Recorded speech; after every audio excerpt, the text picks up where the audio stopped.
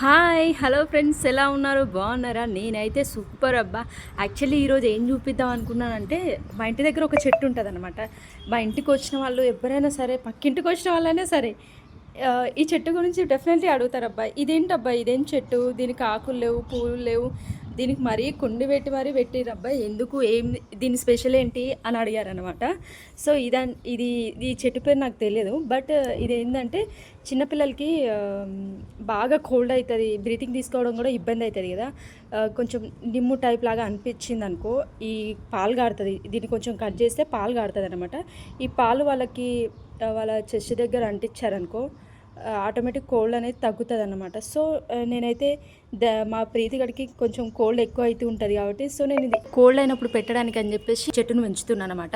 ఇంకోటి, ఈ చెట్టు గురించి మొన్న నాకు రీసెంట్గా తెలిసింది ఏంటంటే, ఇది బాడీ పెయిన్ ఉన్నప్పుడు కూడా ఈ మిల్క్ ఆ పెయిన్ ఉన్న చోట అంటిస్తే పెయిన్ అనేది పోతుంది అన్నమాట. సో మీరే చూస్తున్నారు కదా ఫ్రెండ్స్, పాలు కారుతుంది దీని నుంచి. నేను ఇంకొకటి కూడా కట్ చేసి మీకు చూపిస్తాను, చూడండి. అయ్యమ్మ, ఇది రావట్లేదే, ఓహో. ఇగోండి చూడండి ఫ్రెండ్స్, దీని నుంచి పాలు కారుతుంది. ఒక్క నిమిషం, నేను ఒక చోట చూపిస్తాను, చూడండి. దీని నుంచి పాలు కారుతుంది. ఇలా తెంచడమే ఆలస్యం, పాలు కారుతుంది. చూడండి ఎంత క్యూట్గా పాలు కారుతుందో. ఈ పాలు బాడీ పెయిన్స్ ఉన్న కాడ అంటిస్తే బాడీ పెయిన్ అనేది తగ్గుతుంది. కానీ ఇది మాత్రం కొంచెం జాగ్రత్తగా, చిన్నపిల్లల్ని మాత్రం టచ్ చేయనీయకండి, బాగుంటుంది పాలు అన్నమాట ఇది. ఓకేనా ఫ్రెండ్స్, బాయ్.